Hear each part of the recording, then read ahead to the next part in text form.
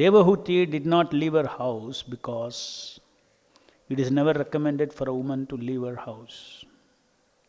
She is dependent. The very example of Devahuti was that when she was not married, she was under the care of her father, Swayambhuva Manu, and then Swayambhuva Manu gave her to Kardama Muni in charity. She was under the care of her husband in her youth, and then her son Kapila Muni was born. As soon as her son grew up, her husband left home, and similarly the son, after discharging his duty towards his mother, also left. She could also have left home, but she did not. Rather, she remained at home and began to practice Bhakti Yoga as it was instructed by her great son Kapila Muni. And because of her practice of Bhakti Yoga, the entire home became just like a flower crown on river Saraswati. Thus ends the Bhaktivedanta purport. So after Lord Kapila, the son of Mother Devahuti, left home, it is said here that Devahuti began to practice Bhakti Yoga in that very ashrama. She practiced Samadhi in the house of Kardama Muni. And the entire house, the ashrama, was looking very beautiful with nice flowers, full of flowers. So much that because this ashrama was on the bank of river Saraswati, it is said that it was considered the flower crown of river Saraswati.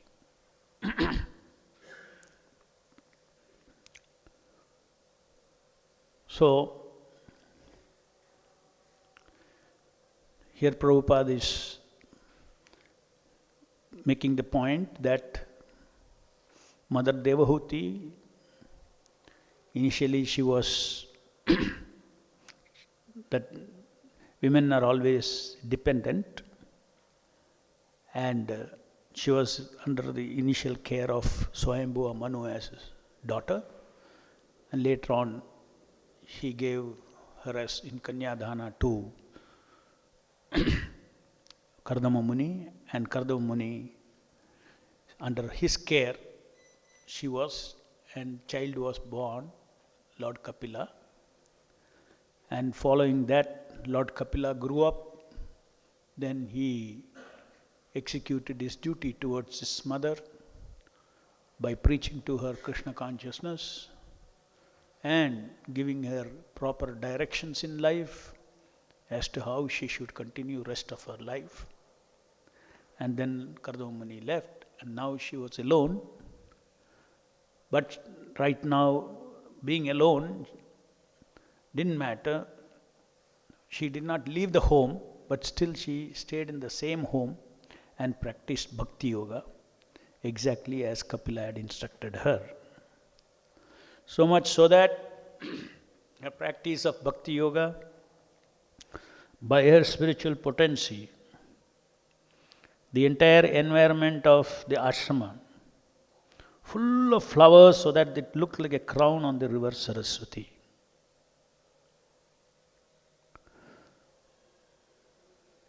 We can draw a simile to the Hare Krishna movement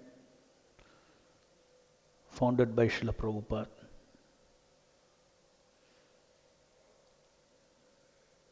All temples of Srila Prabhupada can be considered like the ashrama of Kapila Muni. And we can all take the position of Mother Devahuti.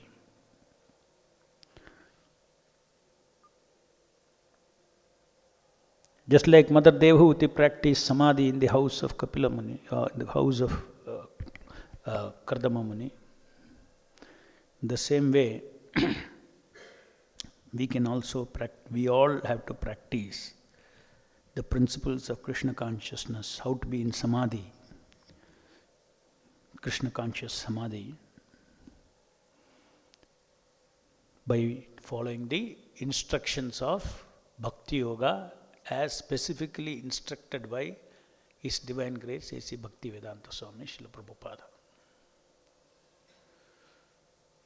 And if we execute, this is not a simile actually, it is, even if it's a simile, it is not an approximate simile, it is truly a parallel. Because this is founded by a pure devotee, His Divine Grace A.C. Bhaktivedanta Swami Prabhupada.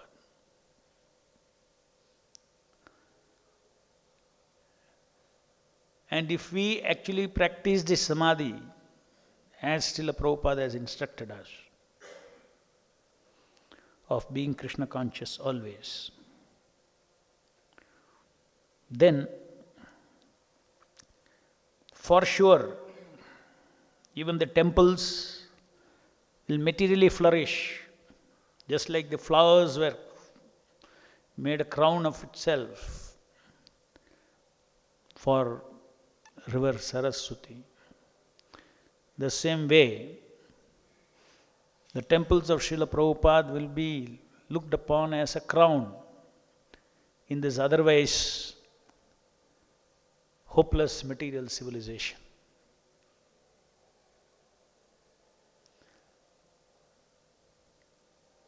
So the samadhi that Prabhupada has taught us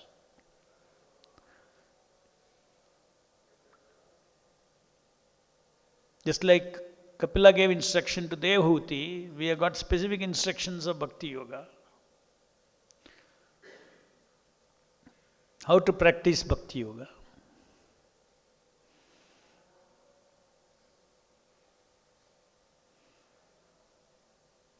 In Kali Yuga, if you go to forest also, you cannot practice spiritual life. That's why Prabhupada compared once going to forest means joining ISKCON.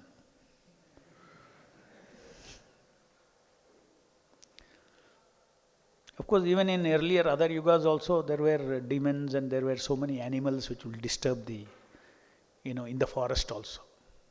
So within also you will find so many snakes and so many, disturbance will be there. But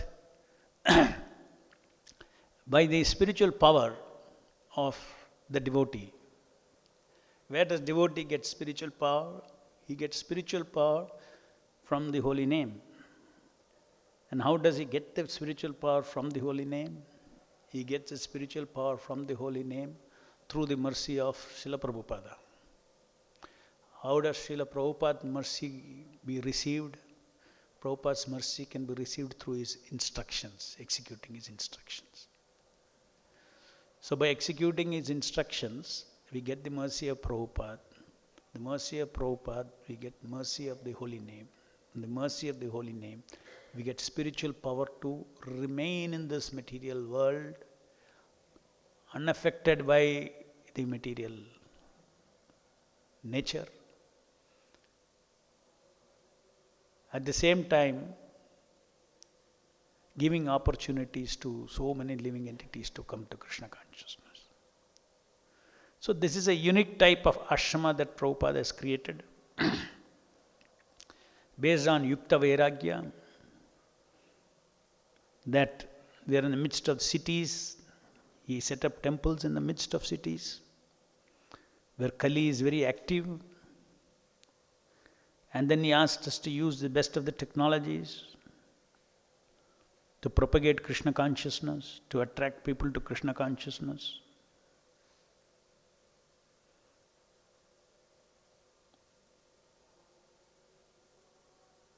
When a press reporter asked Srila Prabhupada why he was building such glamorous temple in Bombay, spending so much money for marble, Prabhupada replied that the materialistic civilization thereafter glitter. For myself, I can sit in a hut also. We don't need. Krishna also does not need. The whole world is his house. So I am building this for you, for the world. If I had built a hut, how many will come to see me and take this message? Hardly any. And he said, if you have to catch a thief, you have to run faster than the thief. So people are after materialistic glitter. So the glitter of this temple has to be more than anything material they have. Then they will come. So this is the way the great acharyas think, how to distribute the mercy of Krishna Chaitanya Mahaprabhu, which is so easily adoptable, practicable by everyone. Chaitanya Mahaprabhu is so merciful that what Mother Devahuti practiced, you can practice today in the house in Kali Yuga. Just see. In Kali Yuga, in the midst of the city, in a house you can practice what Kardama Muni's, what Devahuti could practice. Absolutely, there is no difference. One should not think that that was some very, nice atmosphere, river Saraswati, beautiful flower gardens, everything, and nobody to disturb. And she sat there in Samadhi. Prabhupada taught us a different method of Samadhi, Samadhi in action, not sitting Samadhi. Even chanting, he said, you walk and chant. Because if you sit, you'll sleep. So we are walking Samadhi, acting Samadhi, talking Samadhi,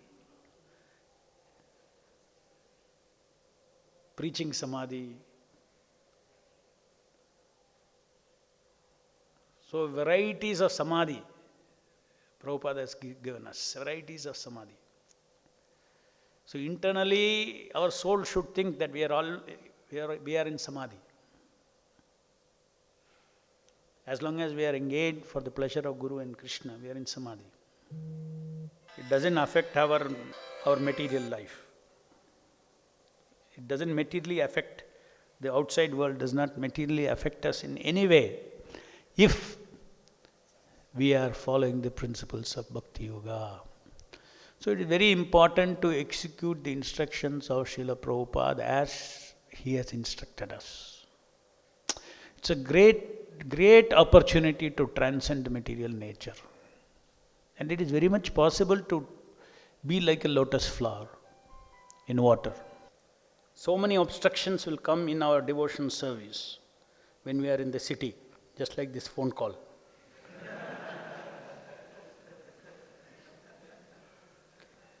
So there is only one solution, is to switch off.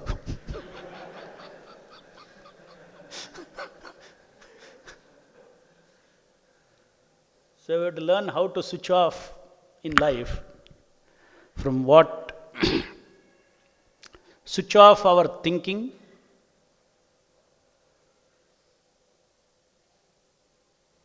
feeling and willing. You can think so many things. You can feel so many things. You can will so many things. Do. Think, feel and do. You can do all these things. For instance, you can do sinful activities.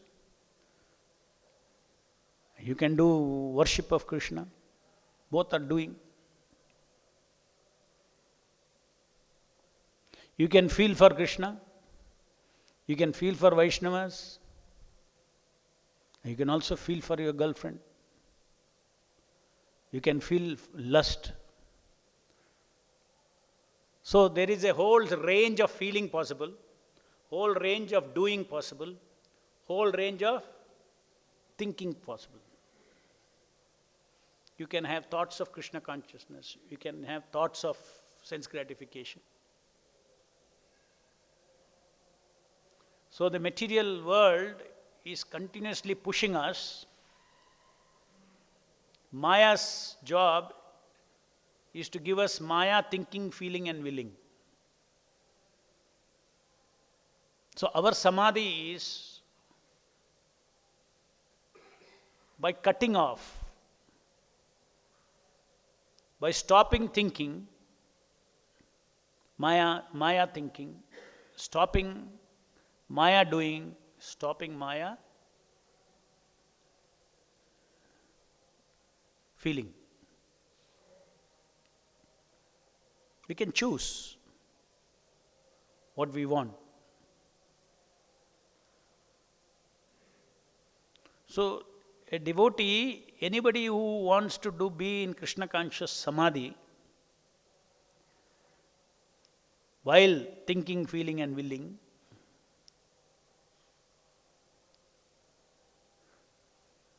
one type of samadhi is to just sit and meditate only on Krishna, cut off from all external activities. But if we have to engage our senses, then that is another type of samadhi that is taught by this parampara specifically by our 6 Goswamis.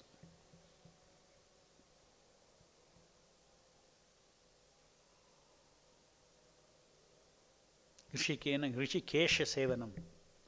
To all our senses. That means our working senses, Karma Indriya and Jnana Indriya.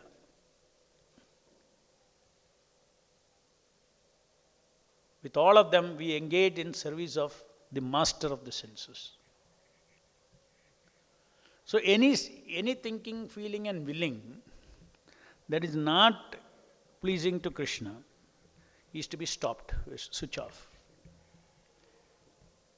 This is yoga.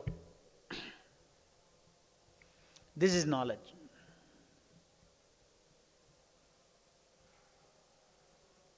For that, you need to know what to switch off, what not. What is pleasing to Krishna, what is not pleasing to Krishna. That is where we get instruction from the spiritual master.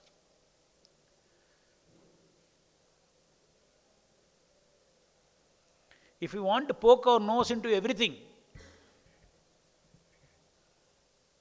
and not ignore activities that are sinful, activities that are sinful in thinking, feeling and willing. We don't want to ignore, but you want to go inside and analyze it and understand it, then that becomes jnanic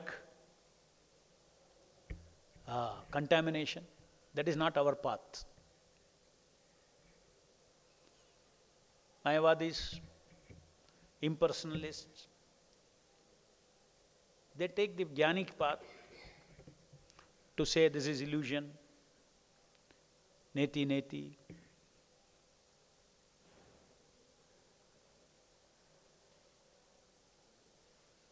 But devotees respect illusion. Devotees respect illusion by keeping a respectable distance.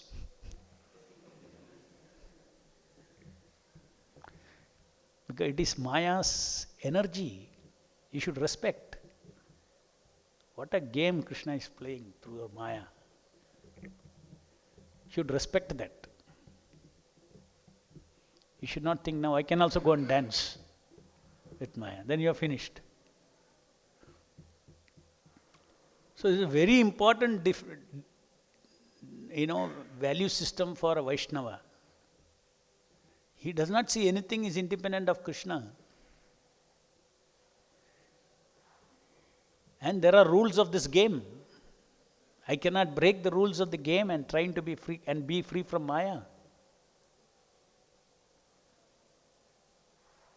So if we learn how to ignore, the most important thing, there is one statement that Prabhupada says in one of the purports. The best way to handle Maya is to ignore Maya. You go to dabble with her, you are lost.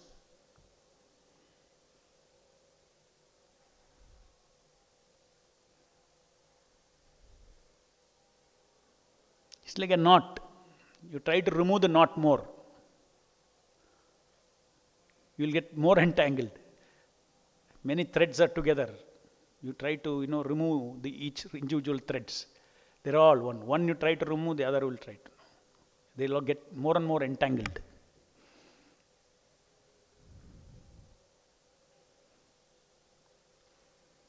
So the jnanic process of self-realization, organic process of eliminating illusion is different from the Vaishnava's path of ignoring illusion. We don't know, there's no need to show the jnanic power to defeat illusion as far as Vaishnava is concerned. As far as yogis are concerned, they think by the power of my illusion, by power of my knowledge, I shall dissolve illusion. And you can do it. To some degree you can do it. We have got the power. Chitta Shakti is there for each jiva. But it has its own limit. Daivesha guname mama maya dhuratyaya. Krishna himself says, this is the meaning of respecting. Krishna is speaking mama maya dhuratyaya. Only by surrendering, mamevaye prapadhyante mayam etam tarantate. By surrendering to him, then we keep away. Because where is illusion? Illusion is not that here there is illusion, here there is reality. There are two things. You should not mistake there are two things. Illusion is not a thing. Reality is a thing. Illusion is not a thing. Illusion is not a substance. Illusion is a perception in the seer.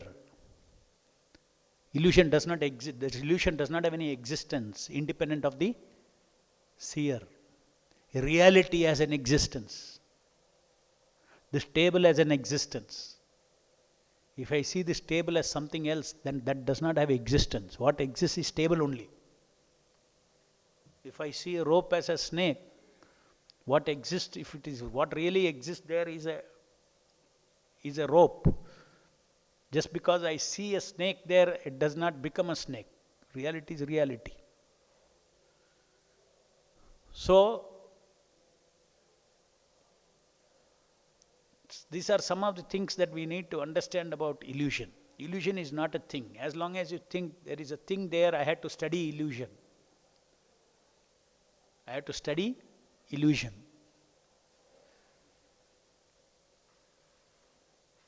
That means you are trapped in your illusion.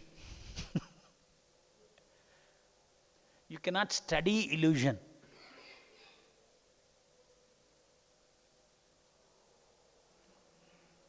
You can only study the process of illusion. How A is seen as B.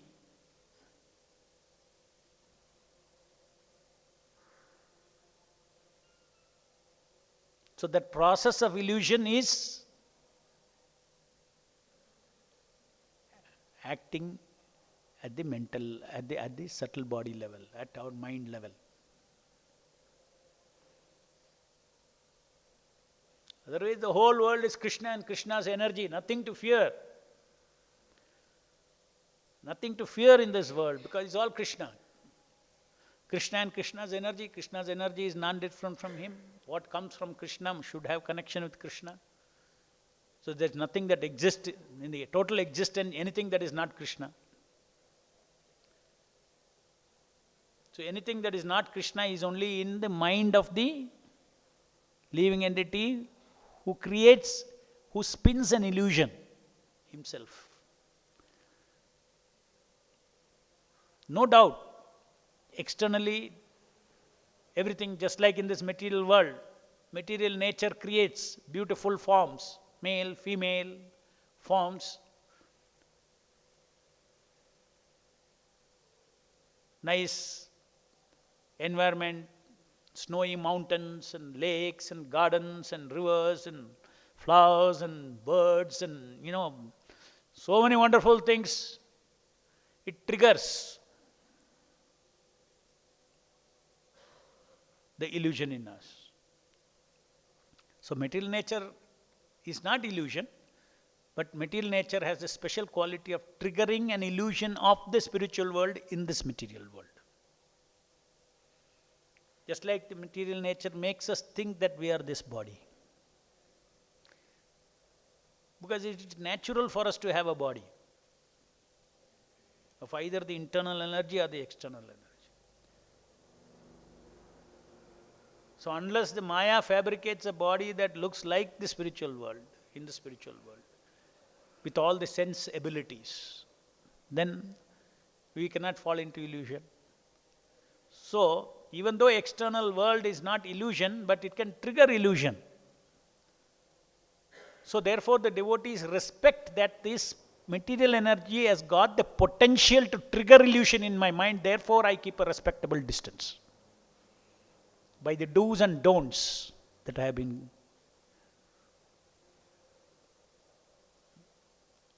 Somebody who is too much overconfidence with his jnana, he cannot swallow this. He'll say, no, I have to understand it.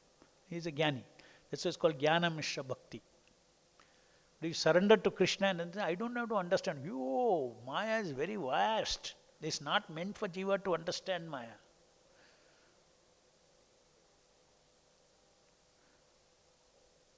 It's not meant for Jiva to understand. If you take that path, you're finished.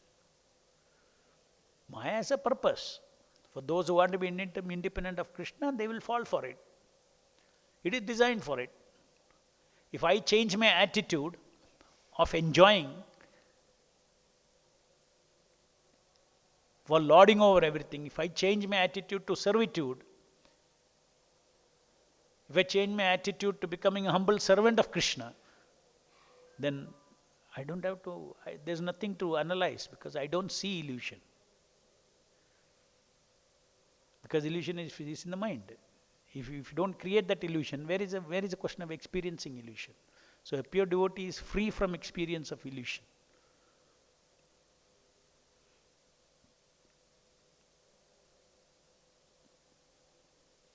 So beautiful situation has been created by Srila Prabhupada, and that can be experienced only by following the instructions of Srila Prabhupada. Staying in the city, staying in the midst of the Kali Yuga civilization, and the most powerful of that is association with the holy name. The incarnation of the Lord is there with us. He is living with us. When the Lord is living with us, how can there be illusion? Cannot be illusion. But He is living with us, we should be able to have faith that He is living with us. That is why every day morning we finish our japa. Kalikale Krishna Nama Rupa Avatara. As I discussed yesterday, the Prakrita sound, the materially manifest sound, into that sound, the transcendental, eternally vibrating, eternally sounding sound in the spiritual world. Hare Krishna, Krishna Krishna, Hare Hare, Hare Rama, Rama Rama, Hare Hare. That aprakrita sound comes and merges. Like Prabhupada says, matters can be turned into spirit by the will of the Lord. So this ordinary vibration that we chant becomes completely spiritualized, and all our senses become purified, starting with the tongue and then ending with the mind. Chitta, Cheto Dharpana Marjanam. Our consciousness becomes purified by the association of this Nama Avatara.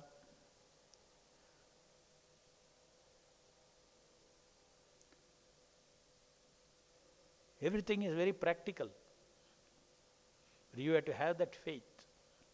This speculative mind should be speculative mind, and mind as our master. If mind is convinced, I am convinced. That is one level of existence. That most of the people are in that level of existence. If I am intellectually convinced, I am convinced.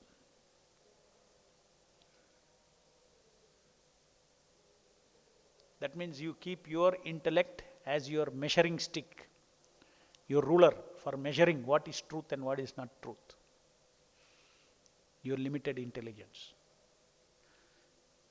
When somebody becomes a devotee, his measuring yard is something else. He does not measure with his tiny intellectual scale. He takes the scale itself from the Shastras. How to intellectually understand the holy name incarnation, how to intellectually understand the deities, how to intellectually, that is spiritual intelligence. Not that we don't have jnana, but we take the jnana the way the jnana should be taken.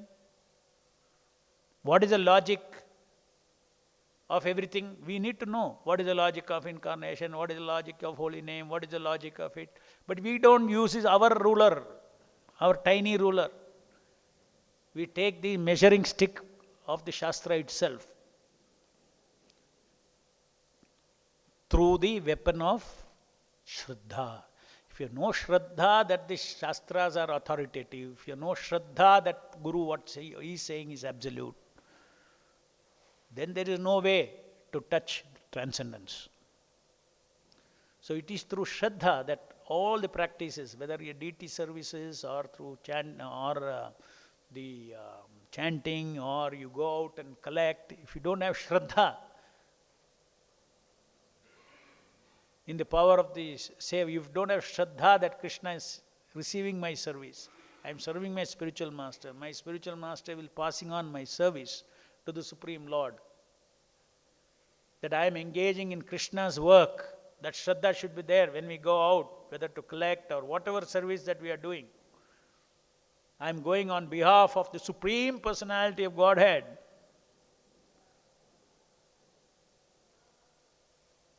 For my self-purification.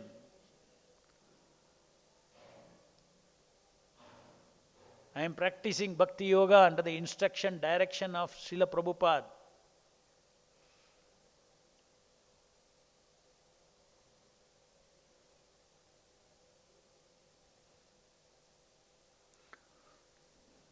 Any questions?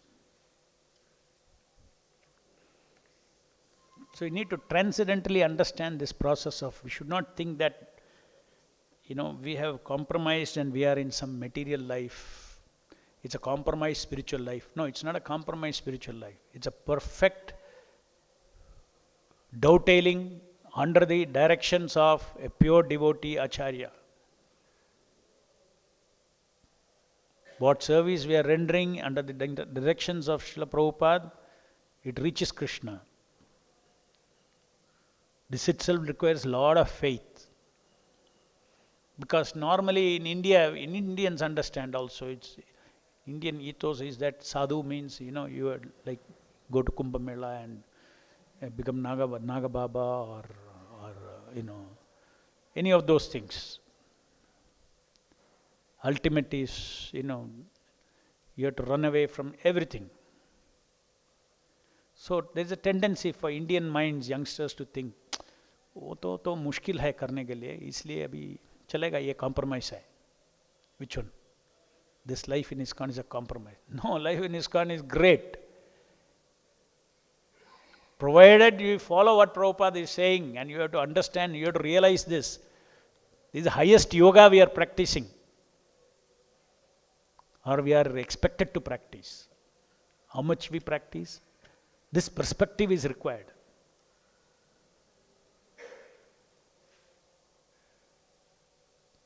This kind of pride is good, that I have been blessed with this opportunity by Prabhupada to practice the highest yoga.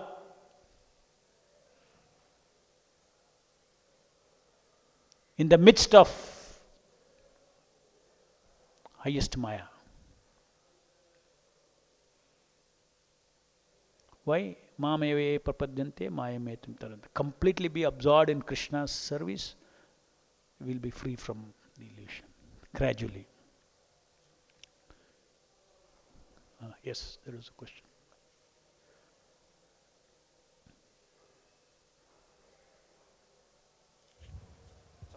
Hare Krishna, Prabhu. So, Prabhu, how is Gnana Mishra Bhakti defined, and how is it different from Gnana Yoga, Prabhu? Jnana Yoga. Jnana Yoga is no bhakti at all. Suppose you are addicted to be a Jnana Yogi, then you become a Bhakti Yogi. Then you will carry your Jnanic tendency. That means measuring tendency. You measure with your limited thing. Unless I measure myself with my yardstick, I will not be convinced. Whereas in Bhakti Yoga, the yardstick itself you take from the how you should think is also prescribed in Bhakti Yoga. Like Prabhupada explains why the deity is Krishna himself. Right? That logic is a yardstick. That logic, we take it with the logic. And then we get convinced. We need to also get conviction. But we get convinced, not by my own analysis. By descending process, by receiving the analysis process from Prabhupada. And we want to understand. So that is not Jnana Mishra Bhakti. All the jnana that bhakta has is descending knowledge. He has received it. Nothing, he does not believe in his speculation. That's what Prabhupada always said, my biggest qualification, if anybody says I have any qualification, he says that it is because I simply repeated what my spiritual master said. And repeated means not that he mugged up those words and told. He repeated the knowledge. He repeated that knowledge in his own words. So the essence is same. He repeated that knowledge. Similarly, we are also repeating what Prabhupada has said. What knowledge Prabhupada has given, we are repeating. To ourselves and to others. It's not called Jnana Mishra Bhakti. Transcendental knowledge is very powerful.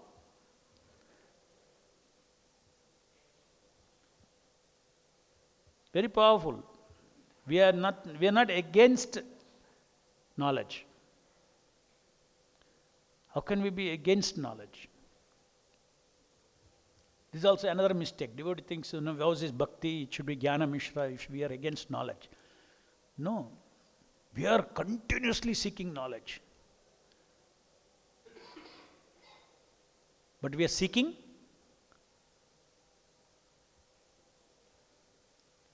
to receive. We are not seeking to measure and accumulate.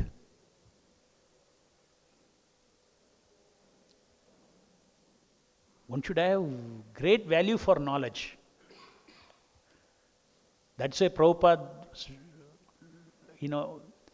he used to say that they gave me the title Bhakti Vedanta. Bhakti and Vedanta.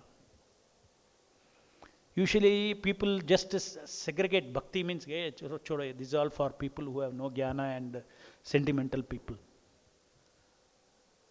Actually, the goal of Vedanta is bhakti. Vedesha sarver aham eva vedye, Vedanta krit veda videva chaham. So Vedanta means Krishna. So bhakti for Krishna is so transcendental. So there is no effort put by the devotee to struggle for knowledge. Today, if I cannot understand something, for instance, even now I don't understand in the spiritual world, if you put a laddu, what happens to that laddu? You have to wait. You have to patiently wait when that will be revealed. If that question bothers you. Like that, there will be 100 questions that will come to you. What is spiritual body? What is spiritual world made up of? So we are always seeking. We seek. But we have seek and we have faith that at the right time, my Guru and Krishna in my heart, he will reveal to me. My method of getting knowledge is by anticipating from spiritual master as a mercy.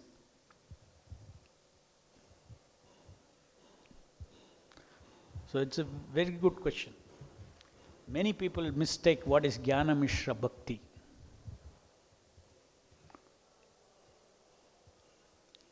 as if bhakti does not have knowledge. Normal material world, jnana means jnana tendency. Tendency to accumulate knowledge. And knowledge in the material world means knowledge is for power. If you see, everybody pursues knowledge because using knowledge you get power. The scientists, they search after scientific knowledge because from that knowledge they can get power over the material nature. Because I have got scientific knowledge, today I am able to send rockets. Because I have knowledge over, micro material energy, I am able to create electronics, I am able to create all this power. So knowledge is connected to power in the material world. You should divest power from the jnana. Jnana is meant for glorifying Krishna. How can you glorify Krishna if you don't have knowledge about Krishna? You cannot glorify. These are all very beautifully illustrated through different leelas in Bhagavatam, just like Dhruva Maharaj. How did he how was he able to compose and praise Krishna like that?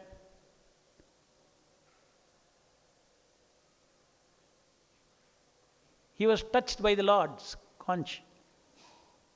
And already all the jnana started coming. So he started relishing the glories of the Lord. So to receive the jnana of the Lord is a rasa.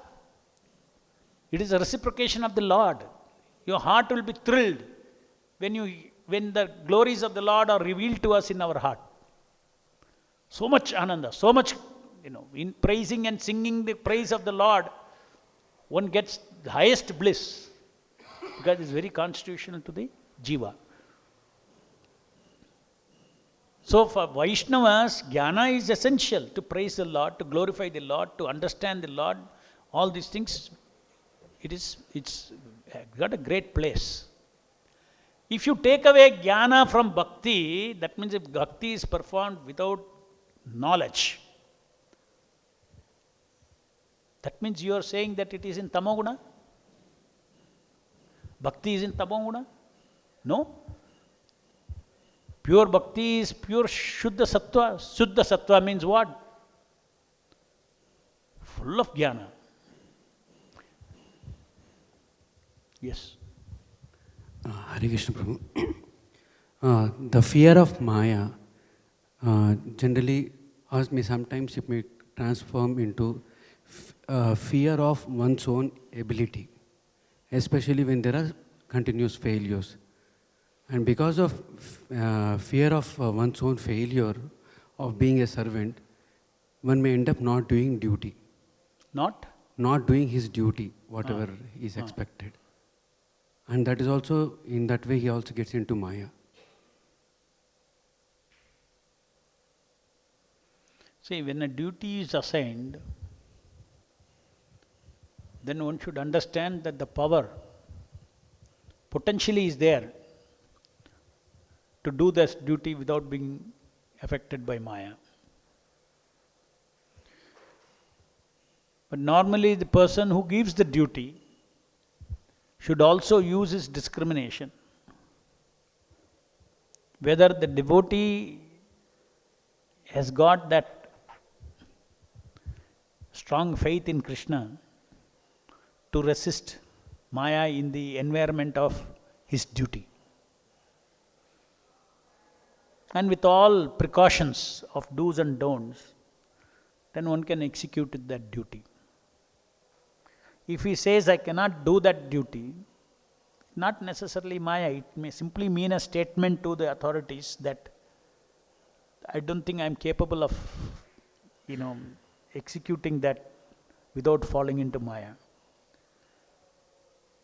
Then the authority will have to apply his mind, whether it's a escapist out of laziness to do that service he is saying, or he genuinely is feeling that weakness. So if the devotee is actually, it's not any big thing. If the authority feels it's not any big thing, but simply is lazy for doing that, then he may still tell him to do it. So there has to be proper application of the cautions that Prabhupada has given to the devotees in dealing with Maya during preaching duties. We have to take all those instructions that Prabhupada has given and then accordingly apply those instructions, and mystically Prabhupada will direct us and guide us. Whether it is escapist Maya or whether it is genuine weakness of the devotee. So normally, as far as the devotee is taking instruction is concerned, you can take for granted that yes, if I have faith that this instruction has come to me from Prabhupada and through the authorities to do this duty, I will be insulated from Maya. Let me do this duty.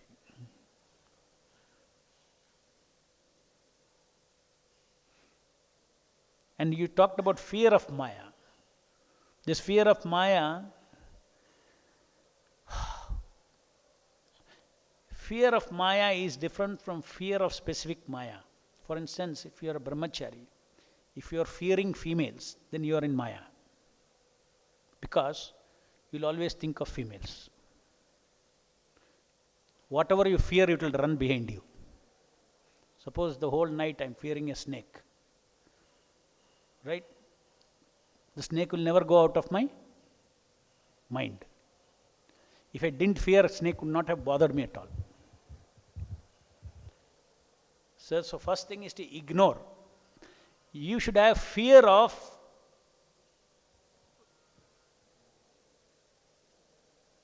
we should have fear of the categories of Maya. Our mind, moment it is very, let's say you are fearing some specific female, you are finished. You will be fully disturbed. Because your mind has already, it's on the illusion and fearing that illusion. That's why I said general category. Yes, there is a category of things. This I should be careful. Just like the Shastra says, you should be as careful with association with women. Is the general instruction. So generally you can be. The moment you become specific, I should be specifically free from Maya of this girl. I should be free from Maya of this girl, this girl. Already finished. So in our perception, you should never give place for anything very specific. Simple. You are going out, you are seeing a hoarding. Half-dressed women hoarding you are seeing, which is very common nowadays. Right? Your eyes will fall. I would say that there are two kinds of seeing. There are two steps of seeing. One is generally it goes, and then detail. The moment you see detail, that is where the problem is. Seeing generally is not a problem at all. Our mind works like that. The moment you give details, it will create the egos, the false egos it will create. If you don't see details, so very nice. It's fearlessly, you can go anywhere. As long as you just, first seeing, you stop at first seeing. But the second seeing is, all that first seeing and second seeing happens within microseconds. So you should know that there is a gap between first seeing and second seeing. So even though your whole day you are going around and preaching everything, if you avoid second seeing, you will remain like as water on a lotus.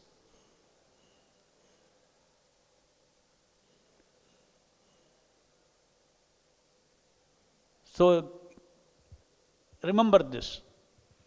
The trick of Maya is to make us focus on the details. The moment we are on details of something, then we are trapped.